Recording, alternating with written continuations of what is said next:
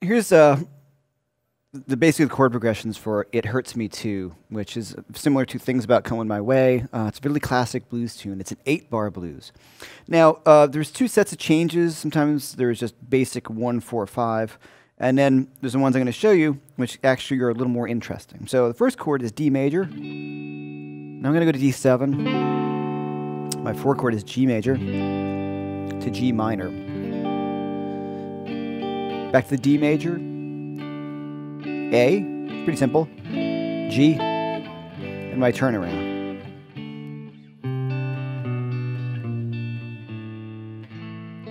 Okay, so it's 8-bar blues.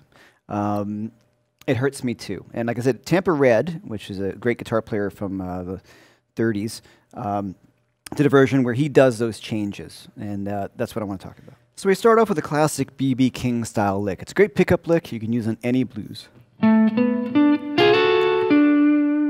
right, so my first chord in the chord progression is the D. I'm just outlining that. D, B, which is from the D major pentatonic scale, D, and then I'm going to slide into this F sharp and A. So I'm basically playing just... Next chord is D7, so I did this... Added a nice little chromaticism from this D, C sharp to the C, which is part of the D7 chord. D sharp. Sorry, D7 is spelled D, F sharp, A, and C. So I've got... Okay, so...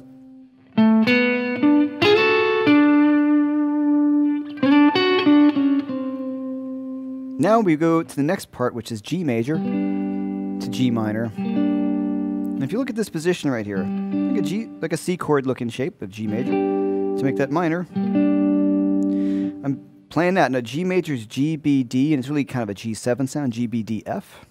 To G minor 7. So here, so I do a...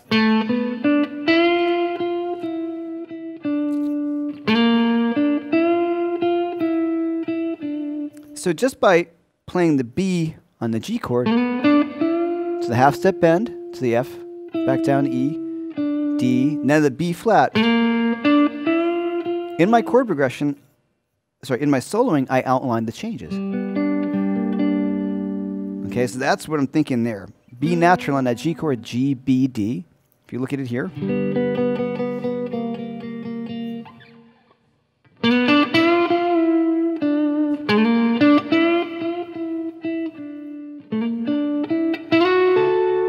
Okay, now I'm going to slide, go up to my D major chord. To the A, right? And then my...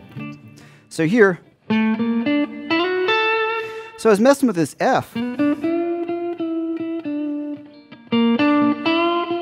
Now my D major. And I'm hitting the F sharp and the A, which is part of the D chord again. So I'm really just outlining the chord. Right, and it really is nice coming from the F prior to it because we're on the F note for the G7 chord, and we go to the D chord. We have the F sharp, so we're making the chord change.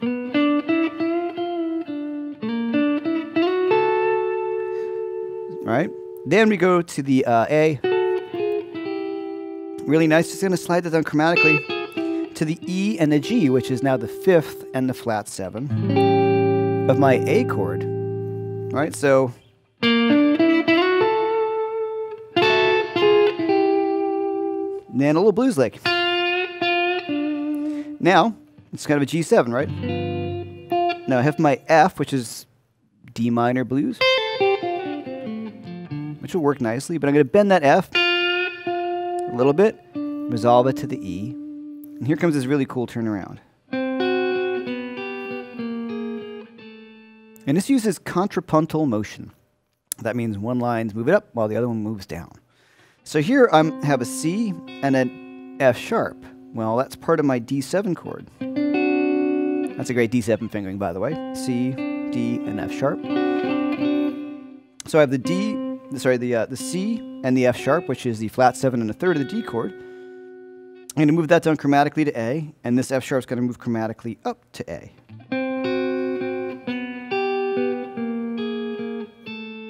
So fingering wise, I'm using 4-1, 4-1, 1-4, 1, 4. That's what I use. You can experiment with your own idea or how you want to work through it. But you want to practice that one.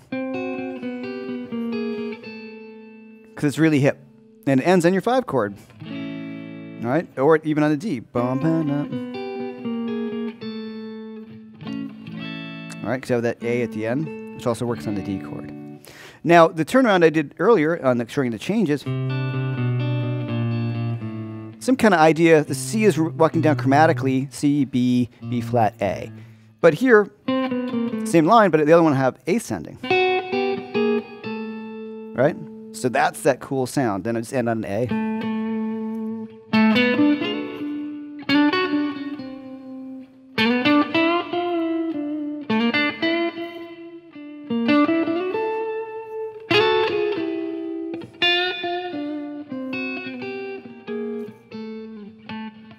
And in that, just for the solo that I played unaccompanied, you can hear all the chord changes.